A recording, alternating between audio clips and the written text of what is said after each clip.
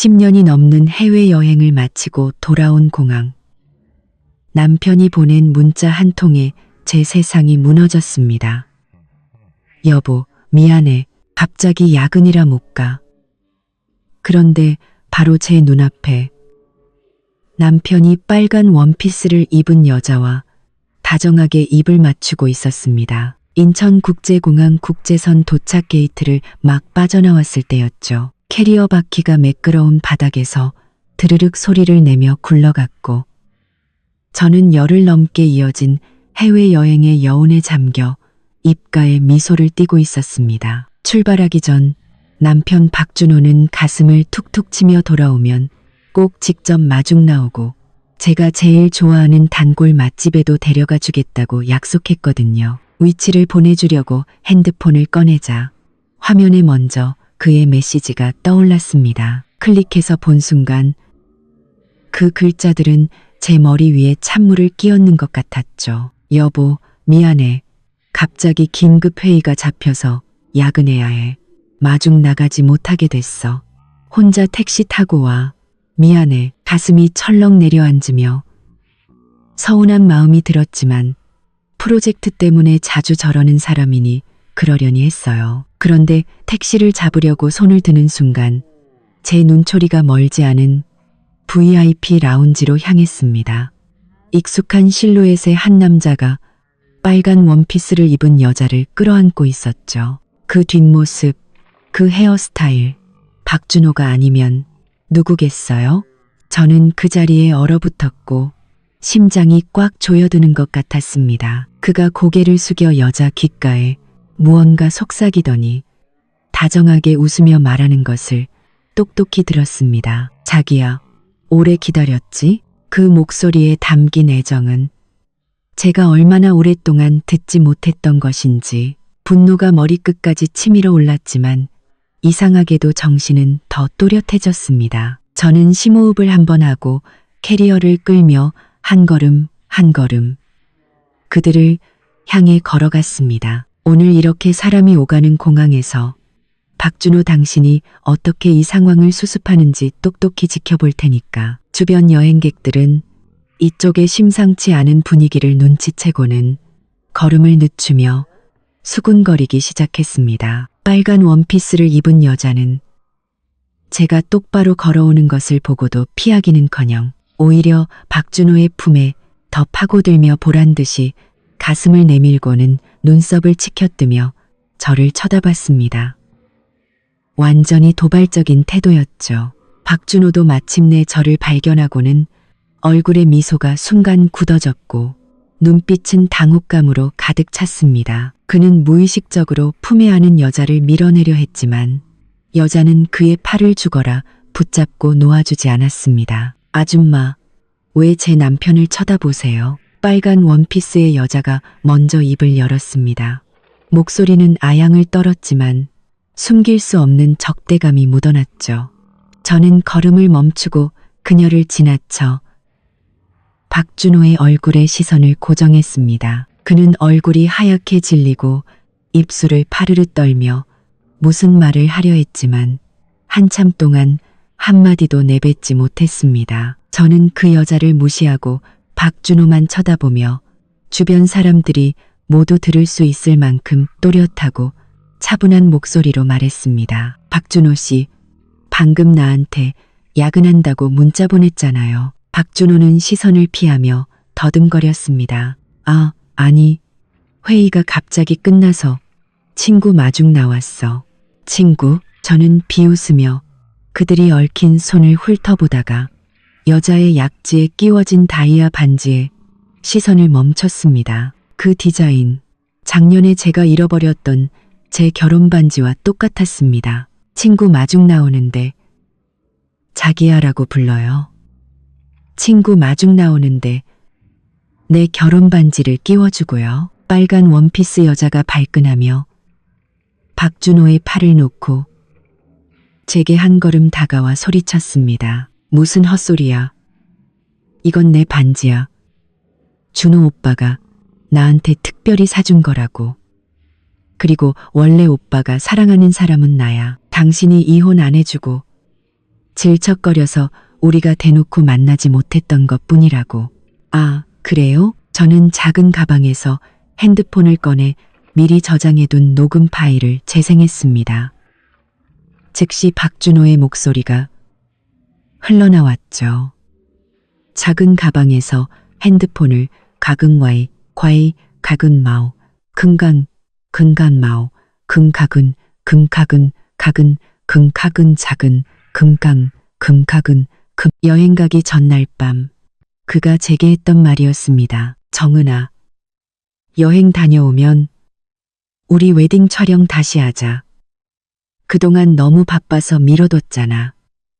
이번엔 꼭 완벽하게 해줄게. 그리고 아버님이 투자해주신 5억 원 덕분에 회사 신규 프로젝트도 잘 진행되고 있어.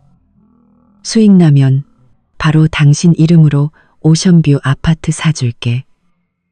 약속해. 녹음된 목소리는 크지 않았지만 주변 사람들이 듣기에는 충분했습니다.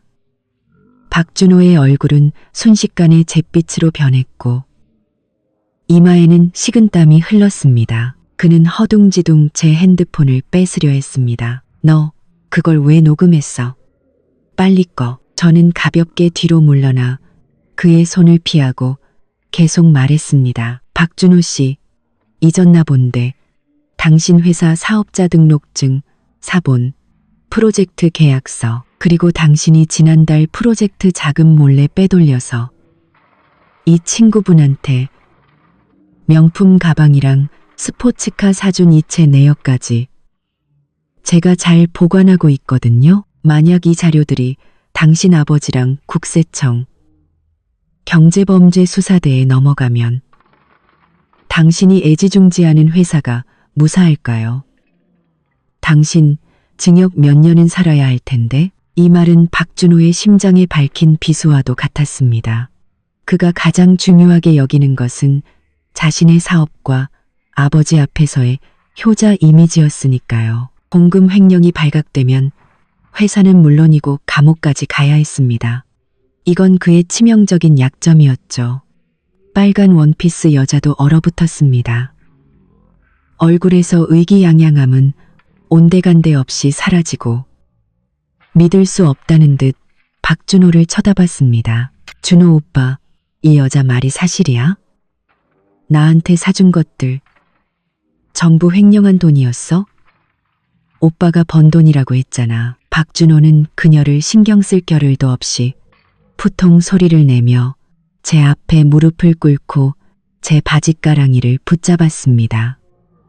그의 목소리는 울음 섞인 애원이었습니다. 여보, 내가 잘못했어. 정말 잘못했어. 제발 한 번만 용서해줘.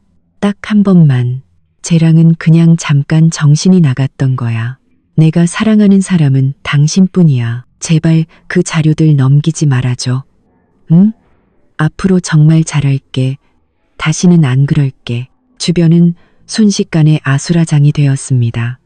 여행객들은 너도 나도 핸드폰을 꺼내 사진과 영상을 찍었고 여기저기서 웅성거리는 소리가 들렸습니다. 세상에, 저 남자 완전 쓰레기네. 아내가 해외에서 돌아오자마자 공항에서 바람 피우다 걸리다니. 멀쩡하게 생겨서는 꼴사납게 무릎은 왜 꿇어. 저 여자도 불쌍하다.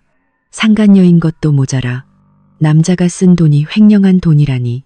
와, 저 와이프분 대단하다. 울고 불고 하지도 않고 증거로 바로 압살하네. 저는 무릎 꿇은 박준호를 내려다보며 역겨움을 느꼈습니다. 그의 손을 힘껏 뿌리치자 그는 비틀거리며 뒤로 넘어질 뻔했습니다. 박준호, 이제 와서 그런 말이 무슨 소용이야.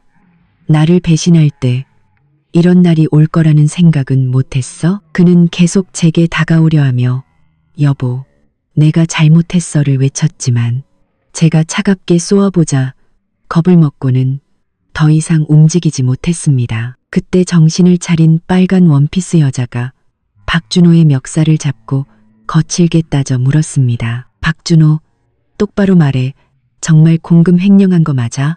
나 속인 거면 가만 안 둬. 박준호는 그녀에게 멱살을 잡힌 채 저를 의식하며 그녀를 밀어내지도 못하고 어쩔 줄 몰라 하는 모습이 참으로 한심했습니다. 저는 더 이상 그들의 추태를 보고 싶지 않아 캐리어를 끌고 돌아서려 했습니다. 그런데 갑자기 빨간 원피스 여자가 미친 듯이 제게 달려들어 앞을 가로막고는 제 핸드폰을 뺏으려 했습니다. 못 가. 똑바로 말해. 그 증거들 다 진짜야? 일부러 준호 오빠 모함하는 거지? 저는 몸을 틀어 그녀의 손을 피하며 싸늘한 눈빛으로 말했습니다. 모함? 당신이 받은 그 가방, 그 차 결제 내역이나 확인해봐. 돈이 어디서 나왔는지. 그리고 충고하는데 이렇게 이기적이고 거짓말만 하는 남자한테서 멀리 떨어지는 게 좋을 거야. 괜히 엮였다가 인생 망치지 말고. 말을 마친 저는 그녀를 지나쳐 공항 출구를 향해 다시 걸음을 옮겼습니다. 제가 막 걸음을 떼자 임윤아는 미친 사람처럼 달려들어 제 얼굴을 핥히려 했습니다. 이 나쁜 년, 어딜까? 그녀는 귀를 찢는 듯한 날카로운 목소리로 소리쳤습니다. 준호 오빠가 사랑하는 건 나야. 당신이 아내랍시고 자리를 차지하고 안 비켜줬을 뿐이라고. 남의 감정을 파괴한 건 바로 당신이야. 주변 사람들은 다시 술렁이기 시작했습니다.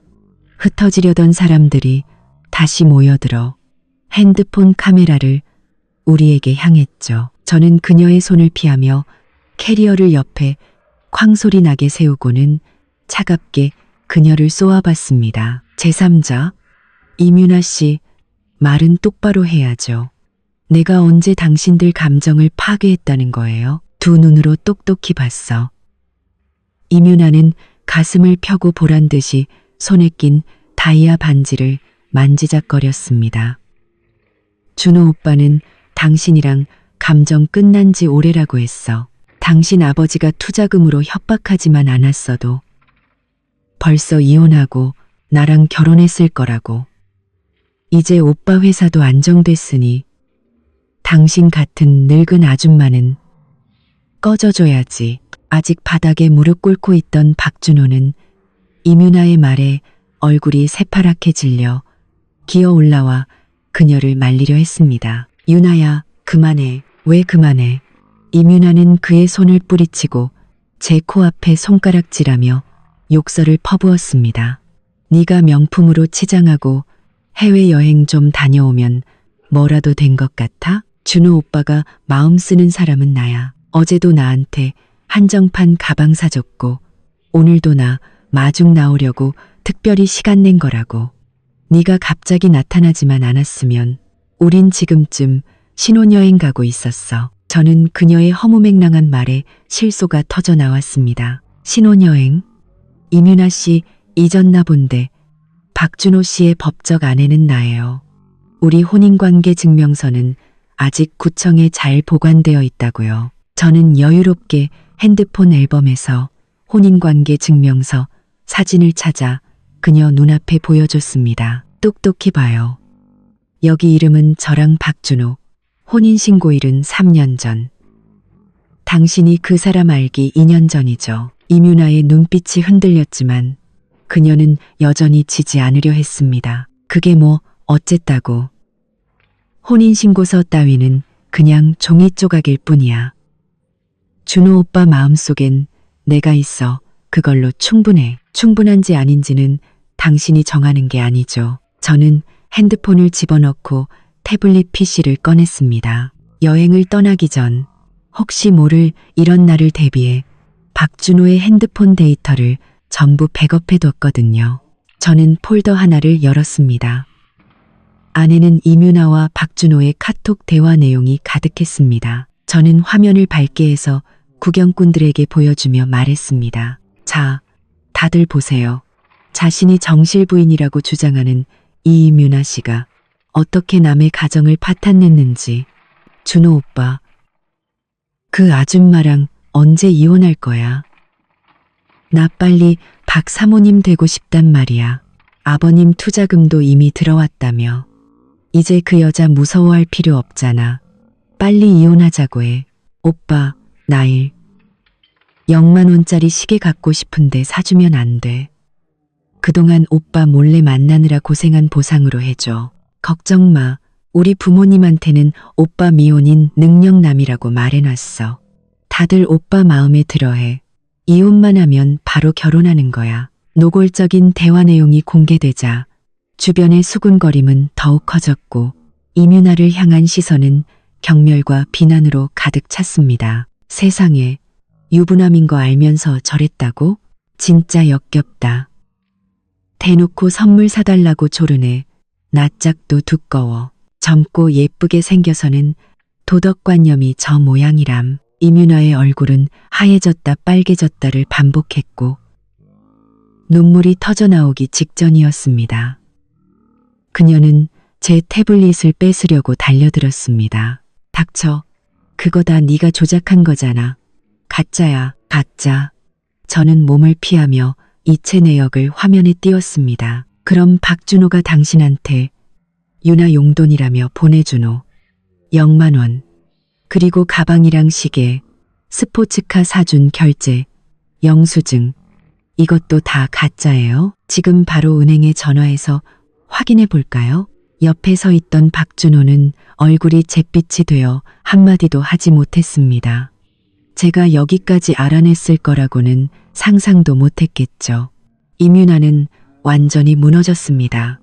주변 사람들의 손가락질과 핸드폰 카메라 세례에 그녀는 갑자기 주저앉아 울음을 터뜨리며 박준호에게 소리쳤습니다. 준호 오빠, 뭐라도 말 좀 해봐. 이거 다 가짜라고 말해줘.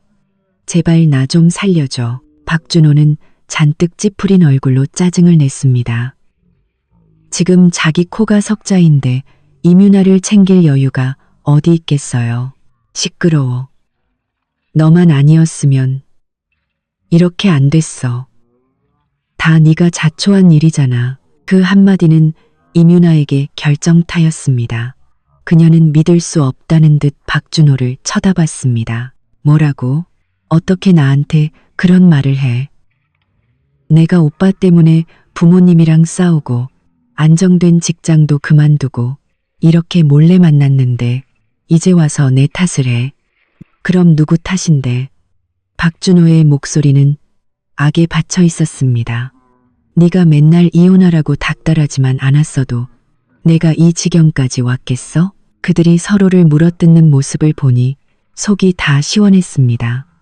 저는 한 걸음 다가가 이민아를 내려다보며 말했습니다. 이민아 씨, 이제 알겠어요? 박준호가 당신을 진심으로 사랑해서 결혼할 거라고 생각했어요? 그는 그냥 외로움을 달래기 위한 장난감으로 당신을 이용한 거예요. 우리 아빠 투자금으로 싸구려 명품 몇 개 사주니까 좋아서 어쩔 줄 몰랐나 본데. 헛소리 마. 이민아는 아직도 발악했지만 목소리에는 힘이 없었습니다. 헛소리인지 아닌지는 당신 마음이 더 잘 알 텐데요. 저는 핸드폰을 꺼내 한 번호를 화면에 띄웠습니다. 이거 당신 회사 인사팀 번호인데 지금 전화해서 당신이 어떻게 남의 가정에 끼어들어 파탄 냈는지 들려줄까요? 아, 참. 듣자 하니 당신 지금 회사도 박준호가 백 써서 들어갔다면서요? 사장님이 당신이 이런 사람인 걸 알면 그 자리 지킬 수 있을 것 같아요? 그 자리 지킬 수 있을 것 같아요? 이민아의 얼굴은 새하얗게 질려 다리가 풀려 주저앉을 뻔했습니다. 그녀는 지금의 높은 연봉과 좋은 복지를 자랑스러워했죠. 만약 이 일로 직장을 잃는다면 그녀는 정말 아무것도 남지 않게 됩니다. 자, 전화 하지 마세요. 이민아는 울먹이며 말했습니다. 제가 잘못했어요. 두 분 결혼 생활 망쳐서 죄송해요. 저 지금 갈게요. 다시는 박준호 씨 안 만날게요. 제발 전화만은. 이제 와서 잘못을 안다고? 저는 비웃었습니다. 나한테 도발할 땐 이런 날이 올 줄 몰랐나? 주변 사람들은 꺼져라. 저런 상간녀는 사회에서 매장시켜야 해. 꼴도 보기 싫다. 라며 소리쳤습니다. 이민아는 사람들의 욕설에 고개를 들지 못하고 가방을 챙겨 얼굴을 가린 채 공항 밖으로 뛰쳐나갔습니다. 뛰어가다 기둥에 부딪힐 뻔하는 모습이 처량하기 짝이 없었죠. 박준호는 임윤아가 사라진 뒷모습에 아무런 미련도 보이지 않고 오히려 저를 보며 다시 애원하기 시작했습니다. 여보, 유나는 그냥 철이 없어서 그런 거야. 신경 쓰지 말고 우리 집에 가자. 응? 집에 가서 내가 다 설명할게. 저는 그를 싸늘하게 쳐다봤습니다. 설명? 어떻게 한편으로는 나한테 달콤한 말을 속삭이면서 다른 여자랑 놀아났는지 설명하겠다는 거야? 어떻게 공금을 횡령해서 상간녀한테 선물을 사줬는지 설명하겠다는 거야? 박준호, 이런 것들을 설명할 필요가 있다고 생각해? 그는 제 질문에 아무 말도 못하고 죄책감과 공포에 질린 표정을 지었습니다. 여보, 내가 정말 잘못했어. 다시는 안 그럴게. 제발 한 번만 용서해줘. 응, 나 쟤랑 지금 당장 헤어질게. 앞으로 월급 전부 당신한테 맡기고 집안일도 당신 말만 들을게. 시키는 건 뭐든지 할게. 늦었어. 저는 냉정하게 말하고 캐리어를 끌고 돌아섰습니다. 박준호, 당신이 바닥에 무릎 꿇고 애원한 그 순간부터 우리 사이는 끝났어. 앞으로 닥쳐올 일들이 당신을 더 비참하게 만들지 않기를 바랄 뿐이야. 제가 공항문을 나서자마자 익숙한 검은색 세단이 길가에 서 있는 것이 보였습니다. 차창이 내려가자 시어머니 김영숙의 굳은 얼굴이 드러났습니다. 박준호가 벌써 전화해서 일러 바쳤나 보군요. 김영숙은 쾅 소리를 내며 차문을 열고 하이힐을 또각거리며 달려와 박준호를 자기 뒤로 숨겼습니다. 그리고는 허리에 양손을 얹고 저를 잡아먹을 듯이 쏘아봤습니다. 서정은, 너 할 만큼 하지 않았니? 그녀의 목소리는 날카롭고 커서 몇 미터 밖에서도 귀가 아플 정도였습니다. 내 아들이 착한 마음에 마중 좀 나왔다고 다짜고짜 바람 피웠다고 몰아가? 사람들 앞에서 무릎까지 꿇게 만들어? 내 속셈이 뭐야? 박준호는 시어머니 뒤에 숨어 잔뜩 주눅든 메추라기처럼 몰래 저를 훔쳐보며 작은 목소리로 중얼거렸습니다. 어머니, 정은이 탓하지 마세요. 다 제 잘못이에요. 뭐가 내 잘못이야. 김영숙은 아들을 획 쏘아붙이고는 다시 저를 향해 소리쳤습니다. 이 애가 사소한 일로 트집 잡는 거잖아. 남자가 밖에서 일하다 보면 의뢰 있는 일인데 아내라는 사람이 눈 감아 줄 줄도 모르고 공항까지 와서 망신을 줘? 주변 사람들이 다시 모여들어 수군거리자 김영숙은 아이의 목소리를 더 높였습니다. 마치 모두에게 들려주려는 듯이요. 여러분, 이리 와서 제 말 좀 들어보세요.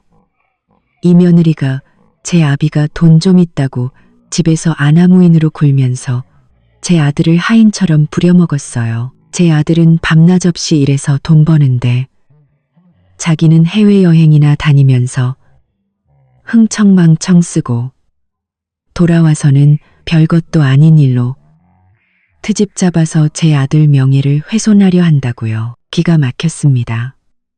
이 집안은 뻔뻔함도 유전인가 보네요. 저는 비웃으며 캐리어를 끌고 한 걸음 앞으로 나섰습니다. 어머님, 제가 사소한 일로 트집을 잡는다고요? 박준호 씨가 다른 여자한테 자기야라고 부르는 게 사소한 일이에요? 제 아버지가 투자한 프로젝트 자금 5억 원을 빼돌려서 상간녀한테 스포츠카랑 명품 가방 사준 것도 의뢰 있는 일이에요? 무슨 헛소리야. 김영숙의 얼굴색이 변하며 눈빛이 흔들렸습니다. 무슨 자금 횡령. 내 아들은 정직해서 그런 짓 절대 안 해. 네가 오해한 거겠지. 그 돈은 회사 운영 자금으로 쓴 거야. 회사 운영 자금이요? 저는 태블릿을 꺼내 박준호의 은행 거래 내역을 띄워 사람들 앞에 보여줬습니다. 자, 보세요. 이게 박준호 씨 개인 계좌 거래 내역이에요. 석 달 전 저희 아버지가 5억 원을 투자하자마자 다음 날 팔, 0만 원을 이뮤나에게 자동차 구매 대금이라는 메모와 함께 송금했어요. 보름 전에는 0만 원을 용돈으로 보냈고요. 그 외에도 이뮤나에게 가방, 시계, 보석 사준 내역이 수두룩한데 다 합치면 2억 원이 넘어요. 이것도 회사 운영 자금인가요? 구경꾼들은 똑똑히 보고는 웅성거리기 시작했습니다. 세상에, 장인어른 투자금을 상간녀한테 썼다고? 저 시어머니도 뻔뻔하네. 증거가 있는데도 거짓말을 해? 저 남자 진짜 인간 말종이네. 바람 피운 것도 모자라 공금 횡령까지. 김영숙의 얼굴은 새빨개졌고 제 태블릿을 뺏으려 했지만 저는 가볍게 피했습니다. 쓸데없는 소리 하지 마. 그녀는 악을 썼습니다. 그 돈은 이뮤나가 내 아들한테 빌린 걸 수도 있잖아. 그냥 친구 사이인데 네가 이상하게 몰아가는 거야. 친구 사이요? 저는 박준호와 이뮤나가 다정하게 찍은 사진들을 띄웠습니다. 호텔 앞에서 찍은 사진, 해외 휴가지에서 찍은 사진, 그리고 이뮤나가 박준호 품에 안겨 저와 똑같은 결혼 반지를 끼고 그들이 새로 마련한 신혼집으로 보이는 곳에서 찍은 사진까지. 친구 사이가 같이 호텔에 가고 해외여행을 가고 똑같은 결혼 반지를 끼고 박준호 씨 이름으로 된 집에 같이 살아요? 어머님, 눈이 안 좋으시면 제가 안경이라도 맞춰드릴까요? 여기서 자가당착에 빠지지 마시고요. 박준호는 옆에서 안절부절 못하며 김영숙의 옷자락을 잡아당겼습니다.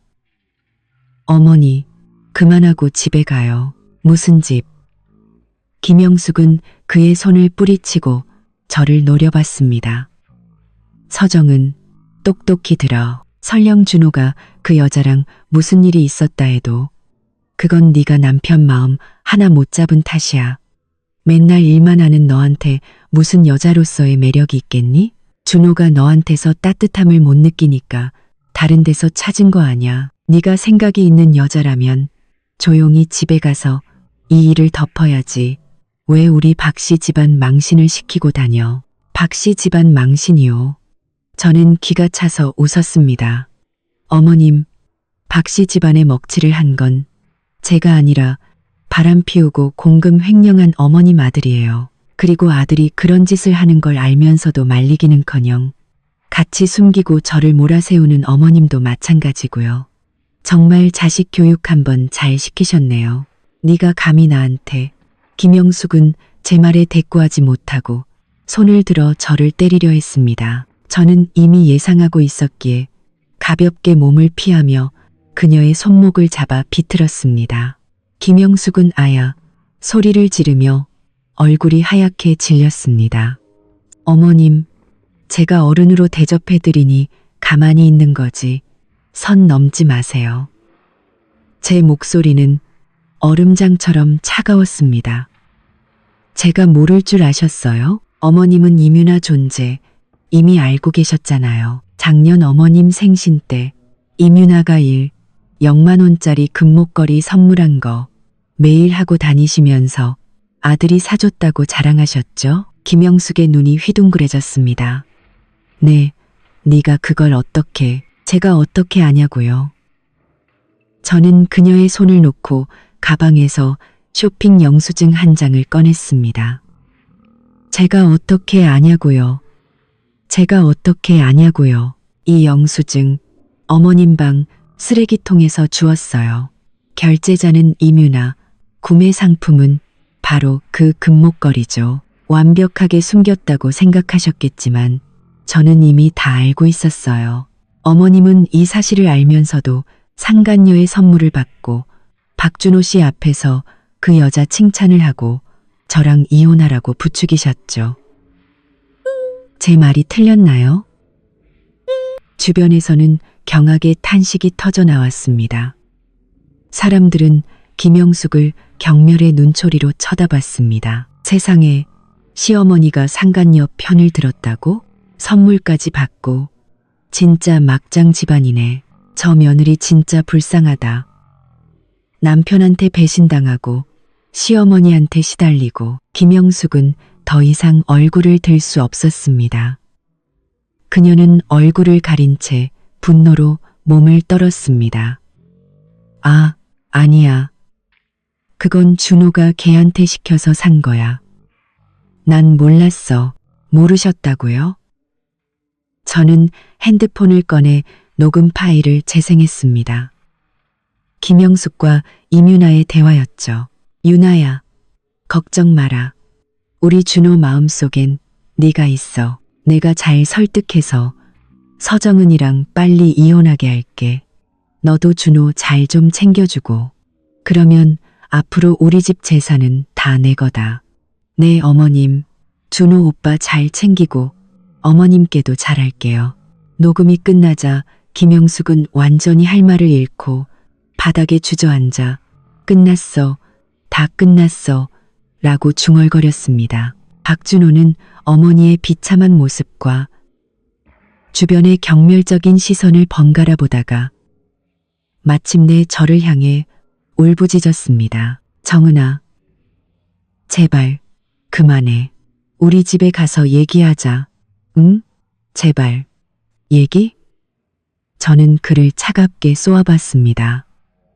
내가 계속 참고 살라는 얘기? 우리 아빠 돈을 어떻게 하면 당신들 모자 명의로 다 돌릴 수 있을지 상의하자는 얘기? 박준호, 김영숙 여사님, 똑똑히 들으세요. 오늘부로 나 서정은은 당신들 박씨 집안과 아무런 관련 없습니다. 이혼 서류는 변호사 통해서 보낼 테니 박준호 씨가 횡령한 공금 문제는 우리 아버지가 직접 당신 아버지와 얘기할 겁니다. 당신들 집안이 그 뒷감당을 할 수 있는지 한번 봅시다. 말을 마친 저는 더 이상 그들 모자의 비참한 모습을 보지 않고 캐리어를 끌고 길가에 대기 중인 택시로 향했습니다. 택시는 저와 박준호가 3년 동안 살았던 아파트 단지 앞에 멈췄습니다. 익숙한 아파트 건물을 보며 제 마음속에는 미련 대신 차가운 혐오감만 남았습니다. 이 집을 꾸미기 위해 얼마나 많은 시간과 노력을 쏟았던가. 이제와 생각하니 그저 나 자신을 위한 화려한 감옥을 만들었을 뿐이었습니다. 엘리베이터를 타고 익숙한 층수 버튼을 눌렀습니다. 문이 열리는 순간 현관 앞에 놓인 낯선 여성용 슬리퍼가 눈에 들어왔습니다. 임윤아의 사이즈와 스타일이었습니다. 그 여자는 이미 이 집을 제 집처럼 드나들고 있었던 겁니다. 저는 비웃으며 열쇠로 문을 열었습니다. 집안은 예상대로 엉망이었습니다. 소파에는 임윤아의 스카프가 던져져 있었고 테이블 위에는 사용한 커플컵 2개가 놓여 있었습니다. 공기 중에는 낯선 향수 냄새와 박준호의 채취가 뒤섞여 역겨웠습니다. 저는 이 난장판을 치울 생각도 없이 서재로 들어가 컴퓨터를 켰습니다. 떠나기 전 만약을 대비해 집 컴퓨터의 모든 파일을 백업해 둔 것이 이제야 쓸모가 생겼습니다. USB를 꽂고 박준호의 업무 파일, 은행 이체 내역 스크린샷, 그리고 그와 임윤아의 카톡 대화 백업본을 정리하기 시작했습니다. 이것들이야말로 가장 확실한 증거였죠. 정리를 반쯤 했을 때 핸드폰이 울렸습니다. 미리 연락해둔 이지혜 변호사였습니다. 정은 씨, 그쪽 상황은 어때요? 이 변호사님의 목소리는 차분하고 믿음직스러웠습니다. 아버지의 친구분이자 실력 있는 변호사였죠. 변호사님, 방금 집에 도착했어요. 공항에서의 일은 해결됐고요. 박준호랑 시어머니, 그리고 그 상간녀까지 제 증거 앞에서 아무 말도 못했어요. 지금은 저와 박준호의 부부 공동 재산과 아버지가 박준호 회사에 투자한 5억 원에 대해 조사를 부탁드려야겠어요. 그가 이미 자산을 빼돌리기 시작한 것 같아요. 그럴 줄 알았어요. 그 박준호라는 사람, 믿을 만한 인물이 아니라고 생각했죠. 이 변호사님의 목소리에 분노가 섞여 있었습니다. 걱정 말아요. 이미 저희 팀에서 조사를 시작해서 몇 가지 단서를 찾았어요. 박준호 씨는 6개월 전부터 재산을 빼돌리기 시작했어요. 결혼 후 구입한 아파트를 시세의 3분의 1 가격으로 어머니 김영숙 씨 명의로 이전했고 정은 씨 혼수품이었던 스포츠카는 담보대출을 받아 그 돈을 낯선 계좌로 이체했어요. 그 계좌 실소유주는 이윤아였고요. 또 회사 지분 일부를 먼 친척 동생에게 몰래 양도했는데 사실상 차명으로 맡겨둔 거죠. 그 말을 듣고도 저는 별로 놀라지 않았습니다. 박준호는 원래 이기적이고 자기밖에 모르는 사람이었으니까요. 그는 이미 저를 빈손으로 내쫓을 준비를 하고 있었던 겁니다. 또 다른 건 없나요? 더 심한 것도 있어요. 이 변호사님의 목소리가 낮아졌습니다. 아버님이 투자한 5억 원 중 회사 운영에는 2억 원만 사용했고 나머지 3억 원 중 일부는 이윤아에게 차와 집을 사주는데 다른 일부는 해외 비밀 계좌로 빼돌렸어요. 현재 해외 변호사와 연락해 해당 계좌를 동결시키려 하고 있습니다. 그리고 그 외에 개인적인 빚도 1억 원 정도 있는데 채권자들이 독촉을 시작했지만 정은 씨에게는 숨겨왔고요. 알겠습니다.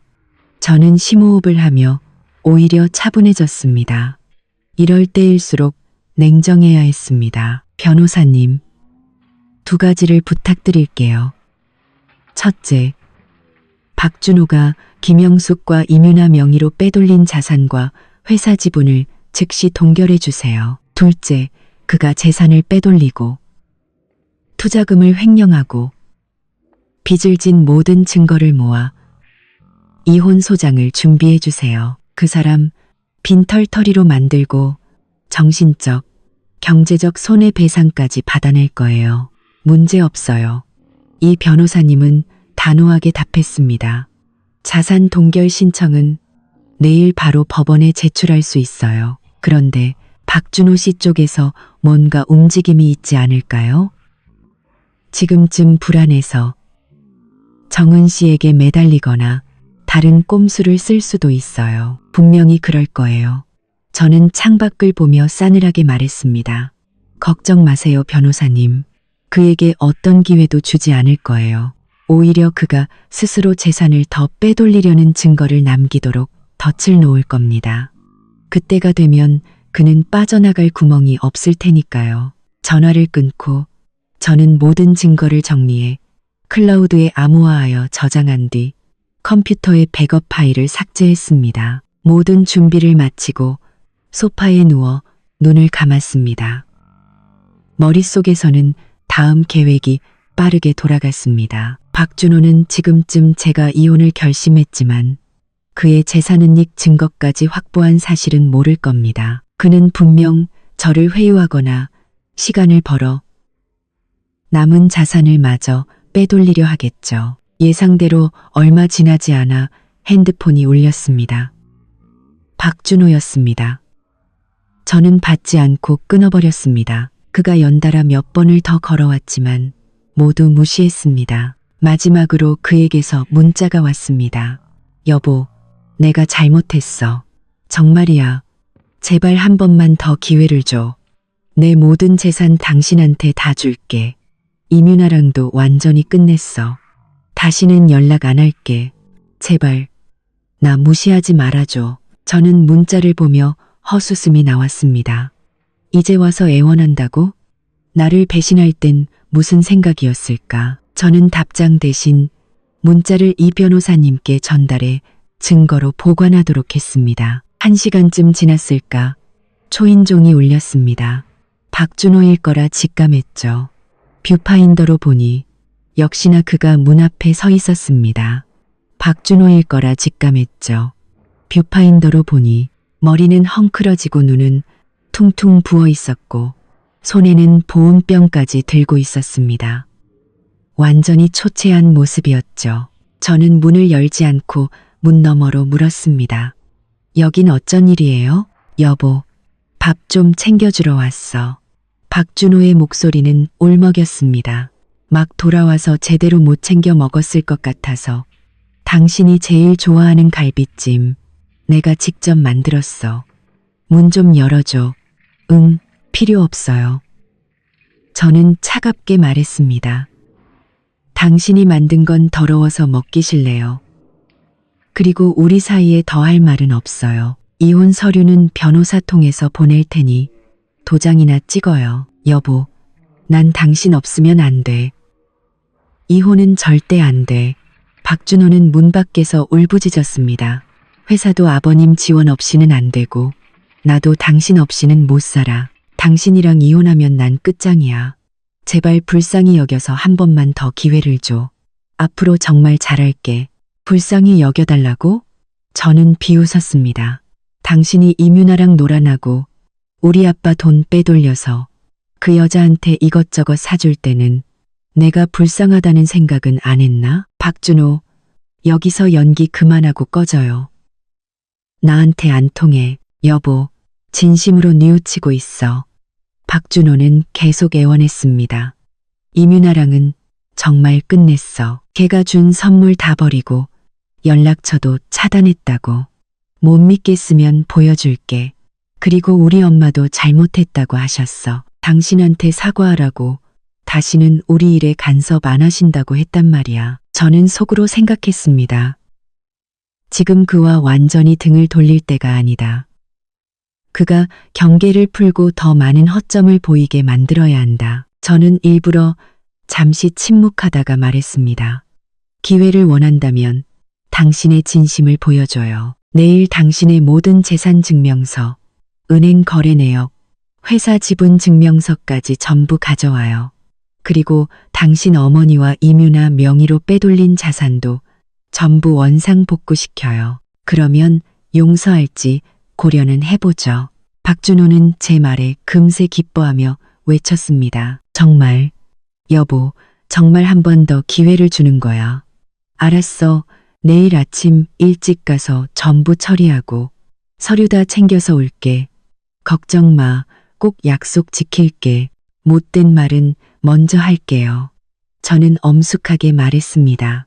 만약 조금이라도 숨기거나 꼼수를 부리는 게 발각되면 그땐 정말 끝이에요.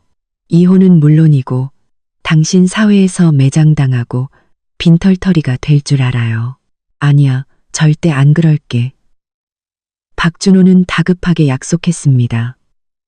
여보, 걱정 마. 이제 정말 정직하게 살게. 다시는 당신 속이지 않을게. 박준호와의 통화를 끊자마자 저는 망설임 없이 컴퓨터를 켰습니다.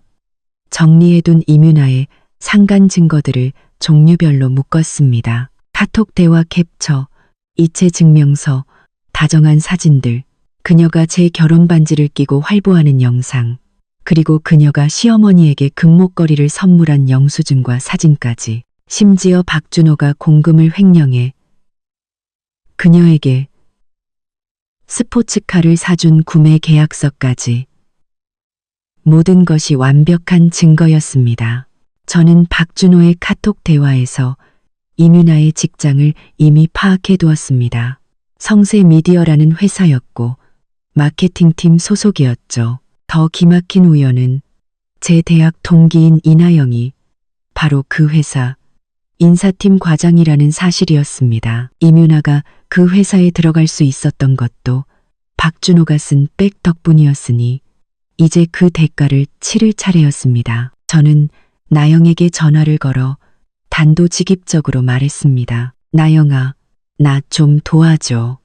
너희 회사 마케팅팀의 이민아라는 직원 좀 폭로해야겠어. 나영은 제 말에 즉시 흥미를 보였습니다. 정은아? 무슨 일이야? 아, 그 이민아 알아. 회사에서는 엄청 순수하고 성실한 척하는데 뒤로는 그런 구린데가 있었구나. 구린 정도가 아니야. 완전 막장 드라마지. 저는 이민아가 제 결혼 생활에 끼어들어 박준호가 횡령한 공금으로 명품을 사들인 사실을 간략하게 설명했습니다. 내가 증거 전부 가지고 있으니까 너희 회사 대표님이랑 인사팀장 그리고 마케팅팀 전 직원에게 익명으로 좀 뿌려줘. 그 여자 실체를 모두가 알아야겠어. 문제없어. 그런 상간녀는 당연히 매장시켜야지. 나영은 흔쾌히 답했습니다. 증거 빨리 보내.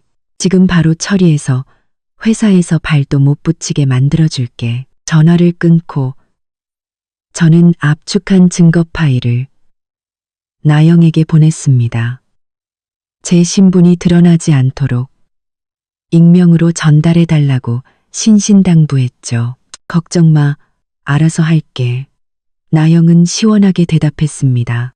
회사 문제를 처리했으니 다음은 그녀의 사생활이었습니다. 저는 박준호의 핸드폰 백업 파일에서 이뮤나의 카카오톡 친구 목록, 동창의 단톡방, 동호의 단톡방, 심지어 그녀의 고향 가족 단톡방까지 찾아냈습니다. 새로운 익명 계정을 만들어 증거들을 몇 부분으로 나누어 이 단톡방들에 뿌렸습니다. 그리고 짧은 글을 덧붙였죠.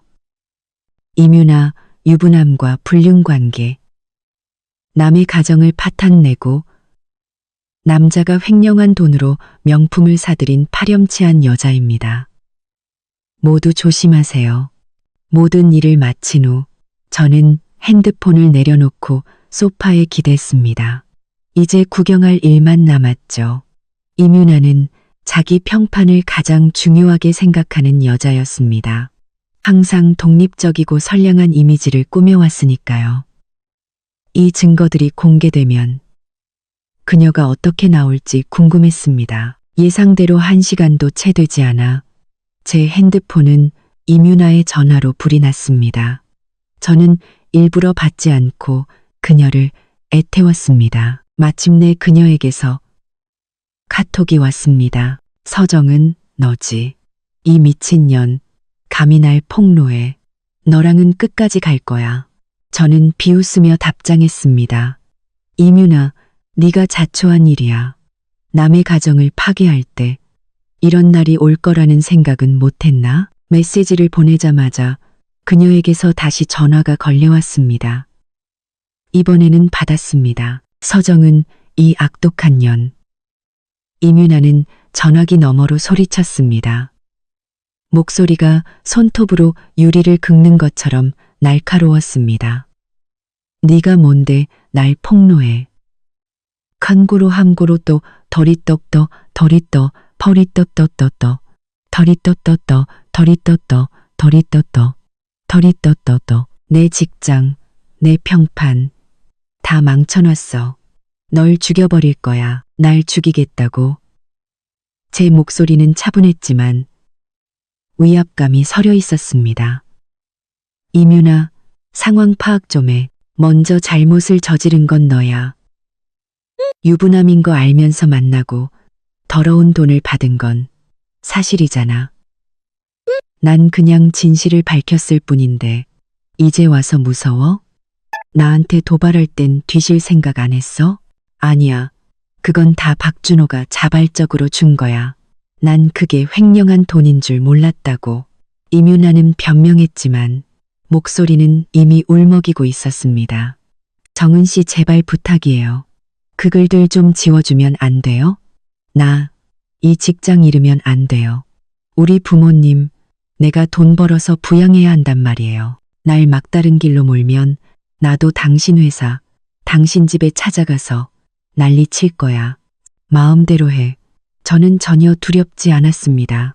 우리 회사 사람들은 이미 진실을 다 알고 있으니 네가 와서 난리 쳐봤자 너만 더 취해질 뿐이야. 그리고 우리 집엔 지금 나 혼자 있으니 감히 찾아오면 바로 스토킹으로 경찰에 신고할 거야. 아, 그리고 네 부모님이 모를 것 같아? 내가 이미 내 가족 단톡방에 증거 다 보냈는데 지금쯤 고향 친척들도 네가 무슨 짓을 했는지 다 알겠네. 이뮤나의 울음소리가 뚝 그쳤습니다. 그녀는 믿을 수 없다는 듯 물었습니다. 네, 네가 우리 가족 단톡방에. 서정은 너 정말 잔인하다. 잔인? 저는 웃었습니다. 네가 내 결혼 생활에 끼어들어 우리 아빠 돈으로 호의호식한 거에 비하면 이 정도는 아무것도 아니지. 이뮤나, 더 나쁜 소식 하나 알려줄까? 내가 변호사 시켜서 박준호가 너한테 사준 차랑 집 전부 동결시켰어. 그건 다 횡령한 돈으로 산 거라 불법 소득이거든. 조만간 전부 몰수될 거야. 넌 이제 직장도 평판도 네가 보물처럼 여기던 명품이랑 집, 차까지 전부 잃게 된 거야. 아, 아닐 거야. 이윤아는 비명을 질렀습니다. 준호 오빠가 날 지켜준다고 했어.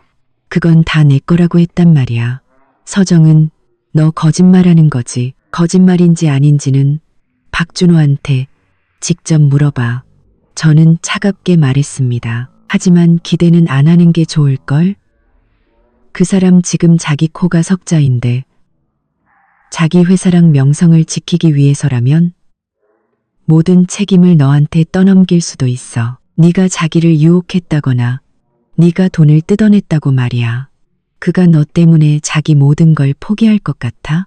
이윤아의 목소리가 떨리기 시작했습니다. 아니, 아닐 거야. 준호 오빠는 날 사랑해. 나한테 그렇게 할 리가 없어. 사랑? 저는 기가 찼습니다. 정말 널 사랑했다면 널 상간녀로 만들지도 불법적인 돈으로 선물을 사주지도 널 이런 지경에 이르게 하지도 않았을 거야. 이윤아, 정신 차려.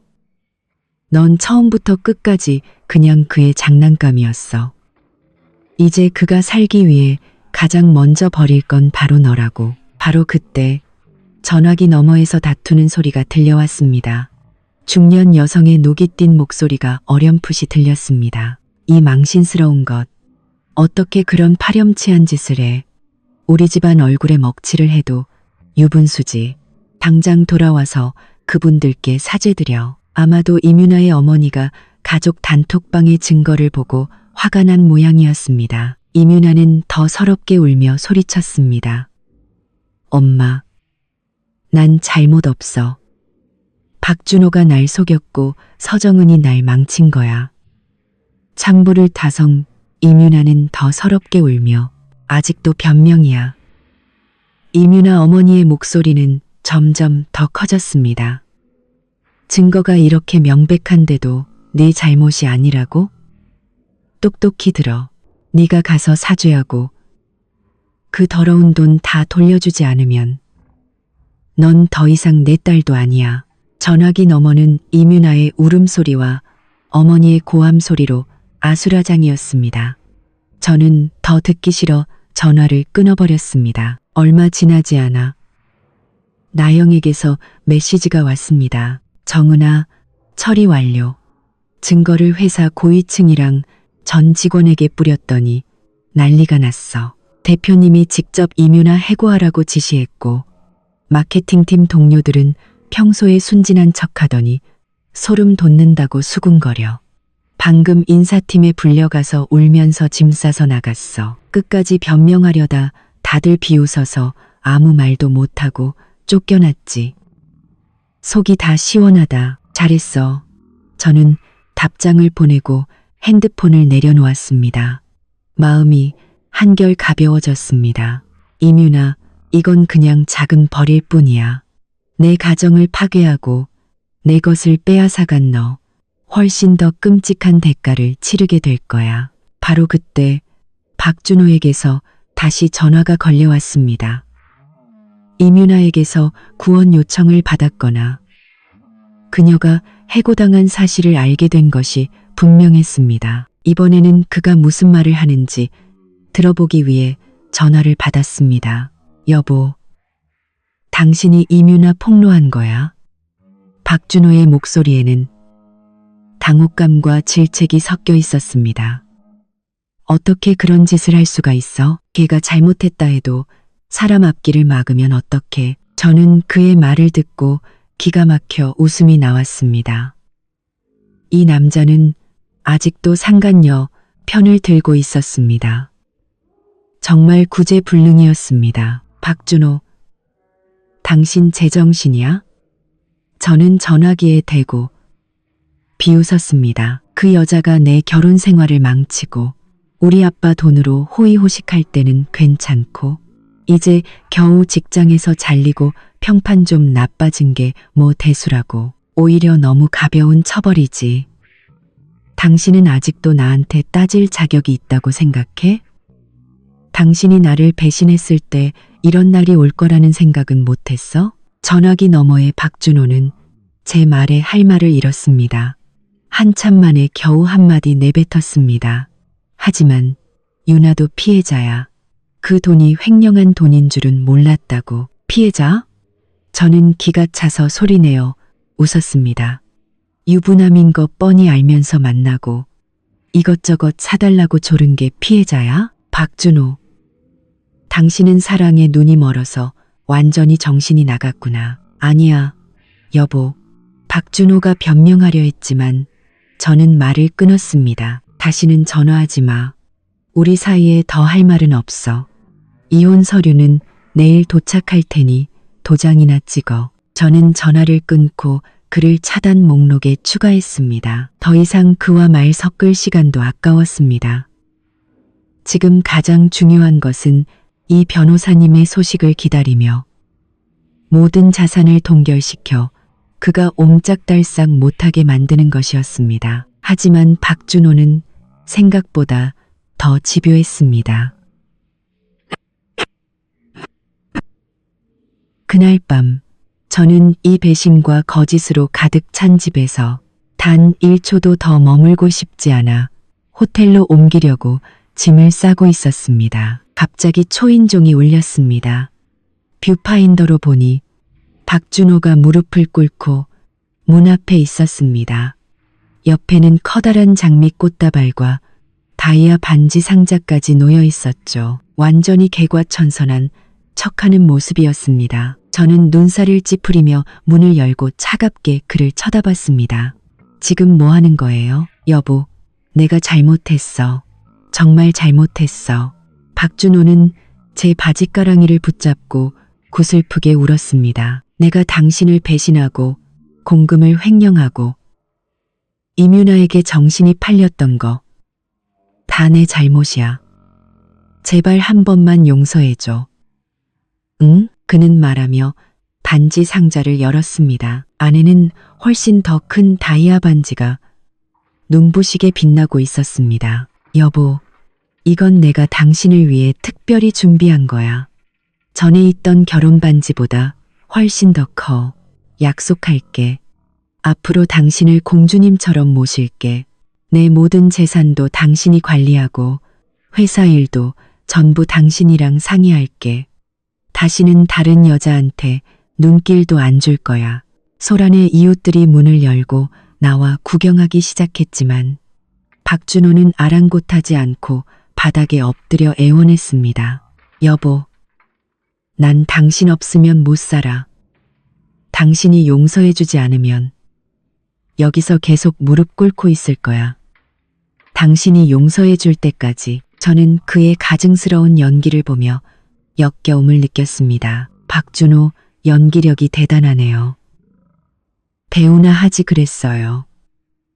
다이아 반지 하나면 내가 당신의 배신을 용서할 거라고 생각했어요. 무릎 꿇고 빌면 다 잊을 거라고 생각했냐고요. 어림도 없는 소리. 아니야, 여보, 진심이야. 박준호는 다시 제 손을 잡으려 했지만 저는 피했습니다. 이뮤나랑은 정말 끝냈어. 걔가 울면서 전화했는데 바로 차단해버렸다고. 우리 엄마도 잘못했다고 하셨어. 앞으로 우리 일에 절대 간섭 안 하신다고 약속하셨단 말이야. 어머님이 잘못을 인정하셨다고요? 저는 비웃었습니다. 상간녀한테 선물 받고 나랑 이혼하라고 부추길 때는 이런 날이 올 줄 모르셨나? 여보, 제발. 그는 주머니에서 은행 카드를 꺼냈습니다. 이 카드에 2억 원 들어있어. 내 마지막 남은 전 재산이야. 당신한테 줄게. 비밀번호는 당신 생일이야. 그리고 각서도 썼어. 앞으로 내 모든 재산을 당신에게 귀속시키고 만약 내가 또 잘못을 저지르면 빈털터리로 쫓겨나겠다고. 그는 품에서 빼곡히 글씨가 적힌 종이를 꺼내 제게 내밀었습니다. 저는 쳐다보지도 않고 그 종이를 바닥에 내동댕이 쳤습니다. 박준호, 내가 그 2억 원이 아쉬워서 이러는 것 같아? 그깟 종이 쪼가리가 필요할 것 같냐고. 내가 원했던 건 돈이 아니라 진실한 사랑이었어. 근데 당신은 가장 기본적인 신뢰조차 지키지 못했잖아. 이웃들은 저 남자 정말 뻔뻔하다. 저런 남자는 용서해주면 안 되라며 수군거렸습니다. 박준호는 이웃들의 말에 얼굴이 붉어졌지만 여전히 일어나지 않았습니다. 여보, 내가 잘못했어. 우리 3년간의 결혼 생활을 봐서라도 제발 한 번만 더 기회를 줘. 결혼 생활? 저는 그를 싸늘하게 쳐다봤습니다.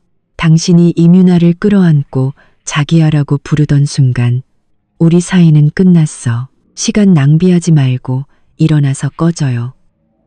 안 그러면 경찰 부를 거야. 안 꺼져. 당신이 용서해주기 전까지는. 그의 뻔뻔한 모습에 저는 더 이상 참을 수 없었습니다. 핸드폰을 꺼내 그의 앞에서 관리사무소에 전화를 걸었습니다. 여보세요? 관리사무소죠? 3동 1호 라인인데요. 문 앞에서 어떤 사람이 소란을 피우고 이웃들에게 피해를 주고 있어요. 와서 처리 좀 해주세요. 전화를 끊고 저는 박준호를 차갑게 쏘아봤습니다. 무릎 꿇고 싶으면 계속 꿇고 있어요. 곧 관리사무소에서 올 테니 어떻게 수습할지 구경이나 하죠. 박준호는 제가 정말 신고할 줄은 몰랐는지 얼굴이 굳어졌습니다. 바로 그때 멀리서 경비원의 발소리가 들려왔습니다. 그는 더 이상 애원할 겨를도 없이 벌떡 일어나 바닥에 장미와 반지를 챙겨 도망치려 했습니다. 잠깐, 저는 그를 불러 세웠습니다. 그 더러운 물건들이랑 카드 전부 가지고 꺼져요. 역겨우니까. 박준호는 제 싸늘한 눈빛에 아무 말도 못하고 물건들을 챙겨 허둥지둥 도망쳤습니다. 그의 비참한 뒷모습을 보며 이웃들은 제게 박수를 쳐주었습니다. 아가씨, 잘했어요. 저런 놈한테는 마음 약해지면 안 돼요. 저는 이웃들에게 가볍게 미소 짓고 문을 닫았습니다. 방금의 소동으로 피곤했지만 속은 후련했습니다. 박준호, 그런 쇼로 내 마음을 돌릴 수 있을 거라고 생각했다면 큰 오산이야.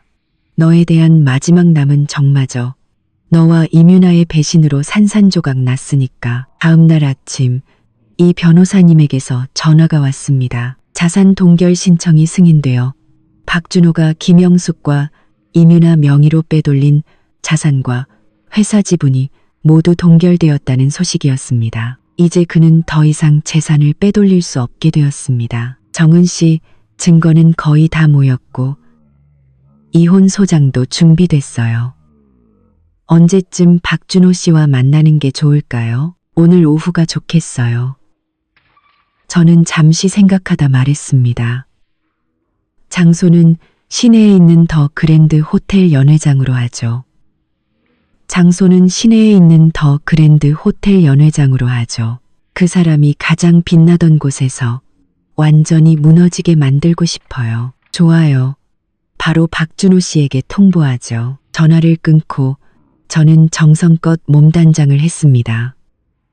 가장 아끼는 빨간색 원피스를 입고 완벽하게 화장을 했습니다. 가장 아끼는 오늘 저는 이 지긋지긋한 결혼 생활에 제 손으로 마침표를 찍고 박준호가 저지른 모든 짓에 대한 끔찍한 대가를 치르게 할 것입니다. 오후 3시 저는 더 그랜드 호텔 연회장에 도착했습니다. 이곳은 저와 박준호가 약혼식을 올렸던 장소였습니다.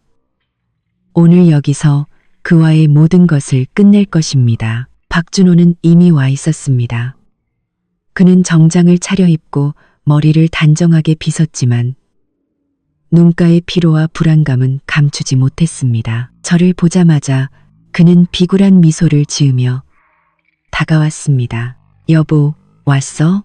저는 그를 무시하고 주빈석에 앉았습니다. 이 변호사님도 제 옆에 앉았죠. 저는 가방에서 결혼 반지를 꺼내 테이블 위에 놓으며 그를 차갑게 쳐다봤습니다. 박준호 씨, 시간 끌지 맙시다. 이혼 서류예요.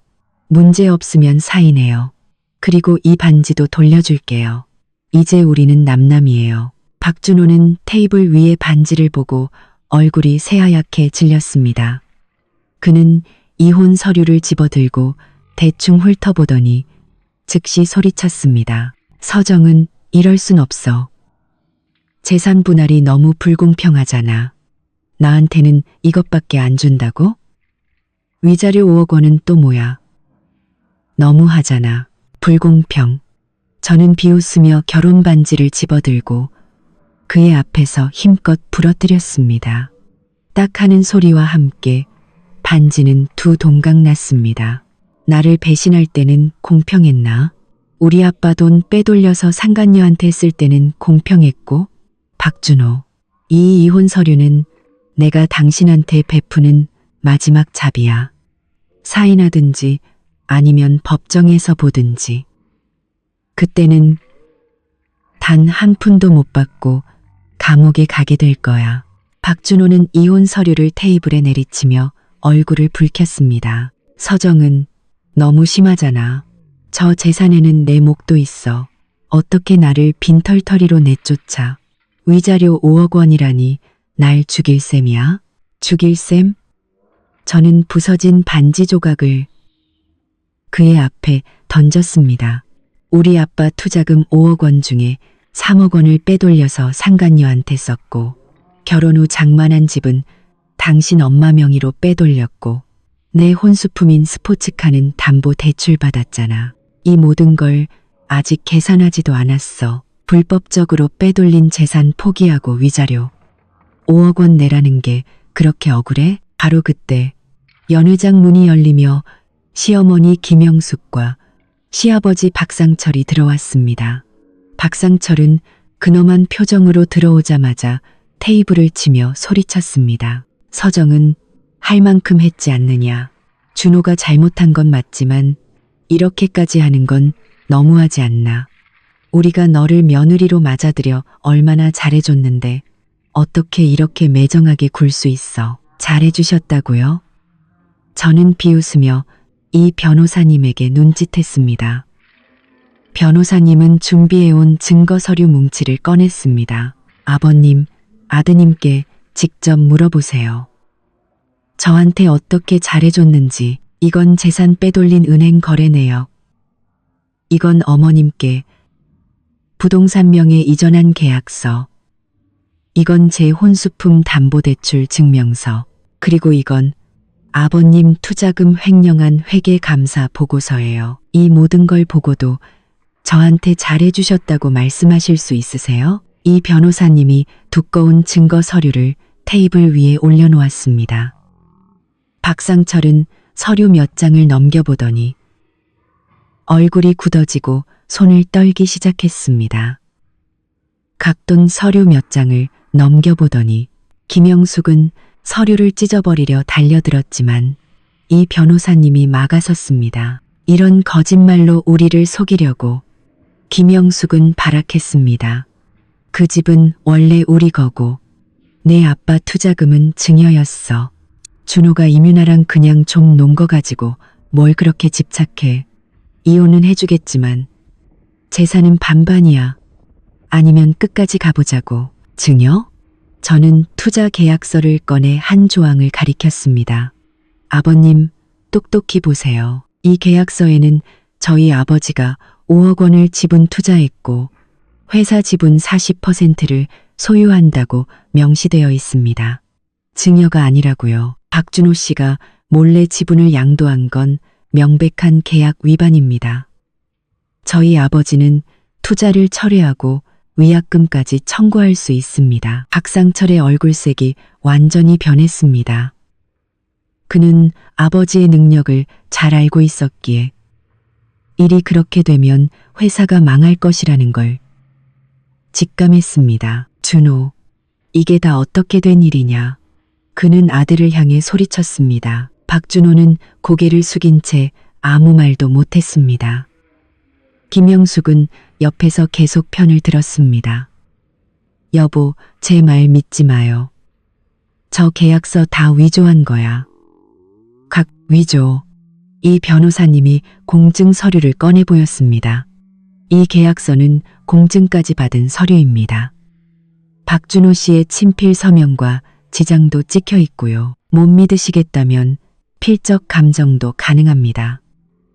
그리고 저희는 이미 경제범죄수사대와 접촉했습니다. 서정은 씨가 서명만 하면 박준호 씨의 횡령 및 재산은닉 사건은 즉시 수사에 착수될 겁니다.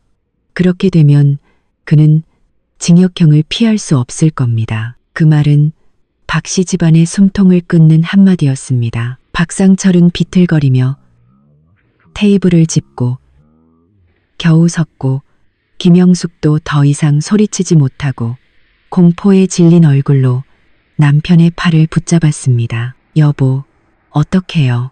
우리 준호가 감옥에 가면 우리 집안은 끝장이에요. 박준호는 부모님의 겁에 질린 모습과 제 싸늘한 눈빛을 보며 마침내 무너졌습니다. 아버지, 어머니, 제가 잘못했어요.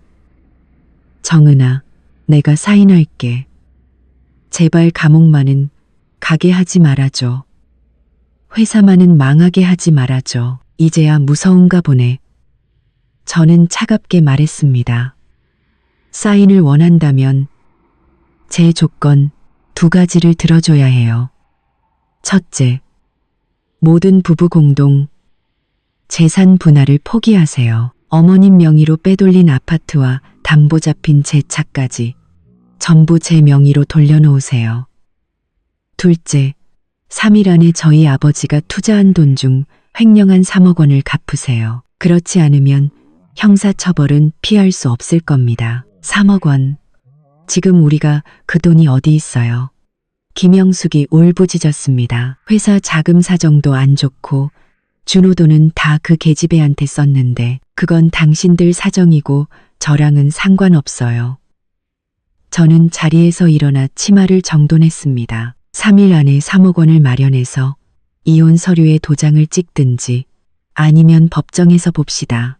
그때는 박준호 씨 감옥에 보내고 회사 자산 경매에 넘겨서 빚 갚게 할 거예요. 선택은 당신들이 하세요. 박상철은 한참을 침묵하다 마침내 이를 악물고 말했습니다. 알겠다. 네 조건대로 하지. 3일 안에 3억 원을 마련하고 준호는 이혼 서류에 도장 찍겠다. 대신 서류 처리가 끝나면 더 이상 준호의 형사 책임을 묻지 않겠다고 약속해라. 약속하죠. 계약대로만 이행하신다면요. 저는 이 변호사님을 보며 말했습니다. 변호사님, 추가 합의서 준비해 주세요. 이 변호사님이 미리 준비해온 추가 합의서를 내밀었습니다. 박준호는 떨리는 손으로 펜을 들어 한참을 망설이다 자신의 이름을 적었습니다. 박상철과 김영숙도 보증일란에 서명하고 지장을 찍었습니다. 저는 서류를 받아 꼼꼼히 확인하고 가방에 넣었습니다. 3일 뒤에 변호사님 통해서 연락드리겠습니다. 돈 준비되면 바로 이혼 수속 발조. 말을 마친 저는 더 이상 그들을 쳐다보지 않고 돌아섰습니다. 뒤에서 김영숙의 울음소리와 박상철의 한숨소리, 그리고 박준호의 흐느낌이 들려왔지만 저는 오직 통쾌함만을 느꼈습니다. 통쾌함만을. 뒤에서 김영숙의 울음소리와 박상철의 한숨소리. 호텔을 나서자 햇살이 쏟아졌습니다. 저는 깊은 숨을 내쉬었습니다. 지긋지긋했던 이혼 전쟁에서 드디어 승리한 기분이었습니다. 하지만 아직 끝이 아니었습니다. 그들이 약속대로 돈을 갚고 이혼 수속이 완전히 끝나야만 이 끔찍한 가족에게서 벗어날 수 있었습니다. 호텔에 돌아와 아버지께 전화를 걸어 모든 상황을 말씀드렸습니다. 아버지는 차분한 목소리로 말씀하셨습니다. 정은아, 잘했다. 그런 놈은 미련 가질 가치가 없어. 돈 문제는 걱정 마라. 그들이 갚지 못하더라도 법적으로 받아낼 방법은 얼마든지 있으니 아빠는 언제나 내 편이다. 고맙습니다. 아빠. 아버지의 말에 눈시울이 뜨거워졌습니다. 이 힘든 시간 동안 든든한 버팀목이 되어주신 아버지 덕분에 용기를 낼 수 있었습니다. 전화를 끊고 저는 컴퓨터를 켜서 일을 시작했습니다. 이혼 후 저는 제 인생을 새로 설계하고 제 꿈을 다시 펼칠 것입니다. 대학에서 디자인을 전공했지만 박준호의 사업을 돕기 위해 꿈을 포기했었죠. 이제는 저 자신을 위해 살 것입니다. 바로 그때 낯선 번호로 문자가 왔습니다. 이민아였습니다. 서정은 씨, 제가 잘못했어요. 박준호랑은 완전히 끝냈어요. 그가 사준 물건들 전부 돌려드릴게요. 제발 저 좀 용서해 주세요. 더 이상 저를 비참하게 만들지 말아주세요. 저는 문자를 보고 비웃으며 답장하지 않았습니다. 그녀가 공항에서 그토록 당당하고 오만했던 모습을 떠올렸습니다. 이제 와서 애원한다고? 너무 늦었어. 그녀가 겪는 모든 고통은 그녀가 자초한 일일 뿐입니다. 그 후 3일 동안 저는 일을 처리하며 박씨 집안의 소식을 기다렸습니다. 이 변호사님 말에 따르면 그들은 돈을 구하기 위해 사방으로 뛰어다니고 있었고 김영숙은 자신의 금부티까지 전당포에 맡겼다고 했습니다. 하지만 여전히 1억 원이 부족했습니다. 사흘째 되는 날 오후 이 변호사님에게서 전화가 왔습니다.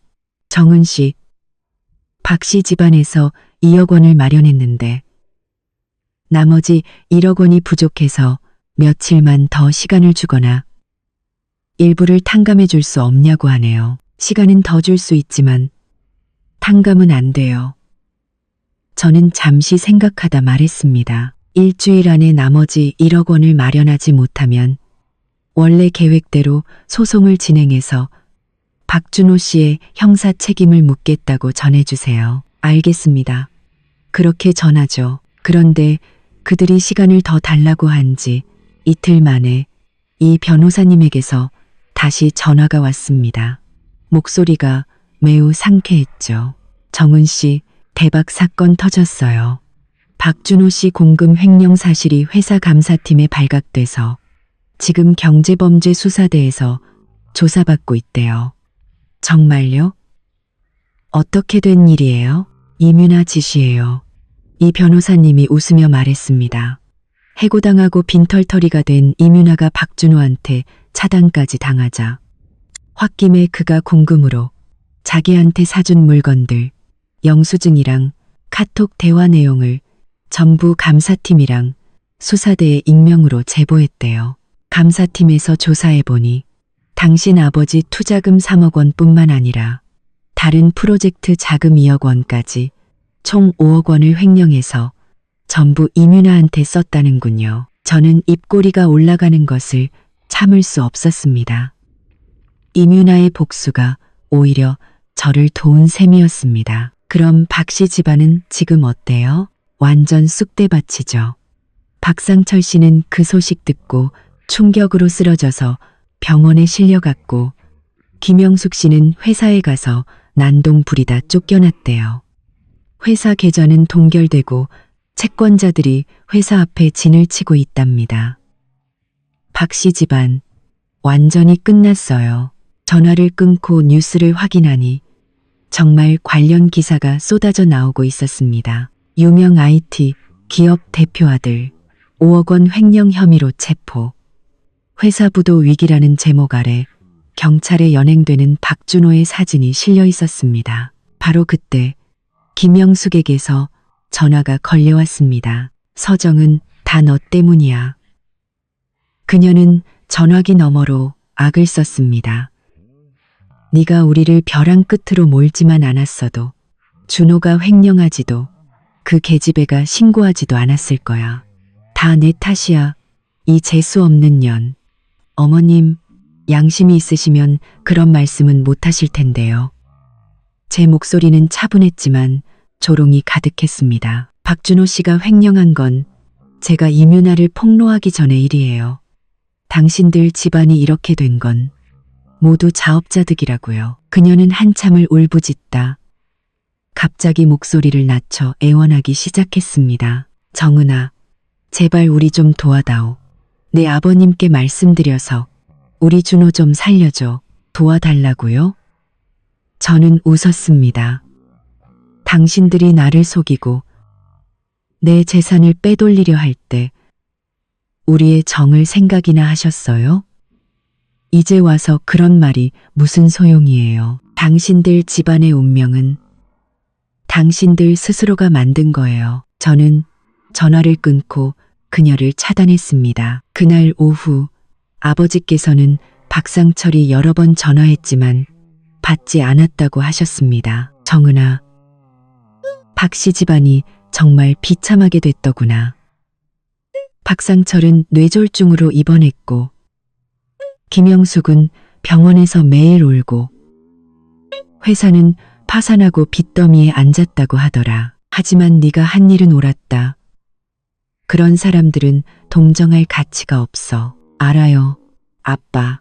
다 그들이 자초한 일이에요. 며칠 뒤 박준호는 거액의 공금 횡령 혐의로 징역 5년을 선고받았습니다. 박상철은 뇌졸중 후유증으로 반신불수가 되었고 김영숙은 집을 팔아 겨우 빚 일부를 갚았지만 여전히 채권자들에게 시달리며 비참하게 살고 있었습니다. 이 변호사님을 통해 들은 소식에 따르면 이민아는 박준호를 신고한 후에도 부모님과 의절하고 좁은 단칸방에서 일용직으로 근근히 살아가고 있다고 했습니다. 그 소식을 들으며 저는 동정심 대신 통쾌함을 느꼈습니다.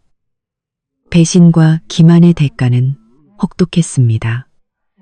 선과 악은 결국 제자리를 찾는 법이니까요. 일주일 후 김영숙은 남은 1억 원을 갚기 위해 박준호 회사에 남은 자산 전부를 제게 양도하겠다고 연락해 왔습니다. 저는 그 제안을 수락했습니다. 변호사 사무실에서 만난 김영숙은 며칠 만에 폭삭 늙어 더 이상 예전의 오만한 모습은 찾아볼 수 없었습니다. 그녀는 떨리는 손으로 자산 양도 서류에 서명하고는 의자에 주저앉아 오열했습니다. 저는 그녀를 더 이상 쳐다보지 않고 사무실을 나왔습니다. 햇살이 눈부셨고 제 마음은 더없이 가벼웠습니다. 그날 밤 저는 나영과 함께 축배를 들었습니다. 정은아, 너 정말 불사조처럼 다시 태어났어. 이제 그 쓰레기들은 다 정리됐으니 새로운 인생을 시작할 일만 남았네. 그래, 이제 끔찍한 과거는 잊고 내일에만 집중하면서 나를 위해 살 거야. 그거야말로 정답이지. 우리 멋진 디자이너 서정은 대표님을 위하여 건배. 우리는 유쾌하게 잔을 부딪혔습니다. 제 디자인 스튜디오 설계 도면을 막 완성했을 때 직원이 황급히 뛰어들어왔습니다. 대표님, 문 앞에서 어떤 여자가 난동을 부리며 대표님을 찾는다고 막무가내예요. 이민아일 거라 직감했습니다. 들여보내세요. 잠시 후 이민아가 사무실로 들어왔습니다. 초라한 운동복 차림에 기름진 머리, 퀭한 눈은 예전에 화려했던 모습과 너무나 달랐습니다. 그녀는 제 책상으로 달려와 소리쳤습니다. 서정은, 이 나쁜 년. 네가 날 이렇게 만들었어. 당장 내 인생 보상해. 보상? 저는 의자에 기댄 채 차갑게 말했습니다. 내가 널 해쳤다고? 이민아, 네가 상간녀 짓을 해서 이런 꼴이 된 거잖아. 왜 내 탓을 해? 내 탓이야. 그녀는 미친 사람처럼 소리쳤습니다. 네가 날 폭로해서 직장을 잃었고 내 재산을 동결시켜서 빈털터리가 됐어. 네가 박씨 집안을 망하게 해서 준호 오빠까지 감옥에 갔잖아. 서정은, 넌 나한테 빚졌어. 내가 너한테 빚진 게 뭐라고? 저는 비웃었습니다. 내 결혼 생활 망친 빚? 우리 아빠 돈 쓴 빚? 이민아, 너 정말 제정신이 아니구나. 닥쳐. 이민아는 제 머리채를 잡으려 달려들었지만 옆에 있던 직원이 막아섰습니다. 나한테 1억 원 내놔. 안 그러면 여기서 한 발짝도 안 움직이고 내 사업 망하게 매일 와서 행패 부릴 거야. 1억 원. 저는 기가 찼습니다. 네가 1억 원의 가치가 있다고 생각해. 내가 내 행패를 무서워할 것 같. 날 무시하지 마. 이민아는 스튜디오 직원들을 향해 소리쳤습니다. 여러분, 이 악독한 여자 서정은이 제 남편을 뺏고 제 인생을 망쳤어요. 와서 심판 좀 해주세요. 저는 자리에서 일어나 모든 직원이 들을 수 있도록 큰 소리로 말했습니다. 이민아 씨, 여기 있는 모든 사람들 앞에서 당신이 어떻게 내 결혼 생활에 끼어들었는지, 어떻게 우리 아빠 돈으로 명품을 샀는지, 어떻게 박준호를 횡령죄로 신고했는지 전부 말해볼래요? 당신이 지금 이 꼴이 된 게 전부 자업자득이라는 것도요. 이민아의 얼굴은 새하얗게 질려 아무 말도 못했습니다. 직원들은 경멸의 눈초리로 그녀를 쳐다봤습니다. 왜 말이 없어요? 저는 그녀에게 다가갔습니다. 행패 부리면 돈을 받을 수 있을 거라고 생각했어요? 어림도 없지. 난 돈 한 푼 안 줄 거고 업무방해죄로 당신을 고소해서 콩밥 먹게 할 거야. 이민아는 제 말에 몸을 떨며 갑자기 울기 시작했습니다. 그녀는 제 앞에 무릎을 꿇고 다리를 붙잡고 애원했습니다. 서정은 씨, 제가 잘못했어요. 정말 갈 데가 없어요. 부모님과도 의절했고 돈도 한 푼 없어요. 제발 불쌍히 여겨서 고향에 돌아갈 차비라도 주세요. 다시는 나타나지 않을게요. 저는 그녀의 손을 뿌리치려 했지만 그녀는 놓아주지 않았습니다. 저는 더 이상 망설이지 않고 경찰에 신고했습니다. 그녀는 놓아주지 않았습니다. 잠시 후 경찰이 도착했고 이민아는 업무방해 및 폭행미수 혐의로 연행되었습니다. 저는 경찰서에서 모든 증거를 제출했고 그녀는 결국 행정구류 10일과 벌금 50만 원의 처벌을 받았습니다. 그 소식을 들으며 저는 통쾌함을 느꼈습니다. 악행은 반드시 대가를 치르는 법입니다. 며칠 뒤 이 변호사님에게서 다시 전화가 왔습니다. 정은 씨, 좋은 소식이에요. 박준호 씨 사건 최종 판결이 났어요. 횡령액이 커서 징역 5년에 횡령 금액 전액을 배상하라는 판결이 나왔어요. 정말 잘 됐네요. 더 통쾌한 소식도 있어요. 김영숙 씨가 아들 배상금 마련하려고 마지막 남은 낡은 집까지 팔고 지금은 월세 20만 원짜리 단칸방에서 반신불수가 된 남편 수발들며 산대요. 예전에 그렇게 붙어 다니던 친척, 친구들 아무도 거들떠보지도 않고요. 전화를 끊고 저는 비로소 완전한 해방감을 느꼈습니다. 박준호는 감옥에 갔고 시부모는 비참한 노후를 보내고 있으며 이민아는 구치소 신세가 되었습니다. 저를 배신하고 기만했던 모든 이들이 죗값을 치렀습니다. 하지만 이민아는 구류에서 풀려난 후에도 다시 제 스튜디오에 찾아와 돌을 던지며 행패를 부렸고 그 과정에서 직원 한 명이 다쳤습니다. 저는 더 이상 용서하지 않고 그녀를 고의상해 및 재물손괴 혐의로 고소했고 그녀는 결국 징역 1년을 선고받고 교도소에 수감되었습니다. 모든 악연이 정리된 후 저는 제 일에만 몰두했습니다. 제 디자인 스튜디오는 독창적인 스타일과 뛰어난 서비스로 업계에서 금방 입소문을 탔고 얼마 지나지 않아 시내 중심의 최고급 복합 쇼핑몰인 글로벌 센터의 전체 인테리어 디자인 프로젝트를 맡게 되었습니다. 치열한 경쟁 끝에 제 디자인이 채택되었고 이 프로젝트의 성공으로 제 스튜디오는 업계 최고의 회사로 발돋움했습니다. 프로젝트를 진행하며 저는 글로벌 센터의 회장님이신 강태준 대표를 만나게 되었습니다. 그는 업계의 전설적인 인물로 젊고 유능하며 신사적인 분이었습니다. 그는 제 과거를 알고 있었지만 아무것도 묻지 않고 묵묵히 저를 도와주었습니다. 프로젝트가 성공적으로 끝나고 강 대표님은 제게 조심스럽게 마음을 고백했습니다. 정은 씨, 힘든 일을 겪으면서도 무너지지 않고 오히려 더 멋지게 성장하는 모습에 반했습니다.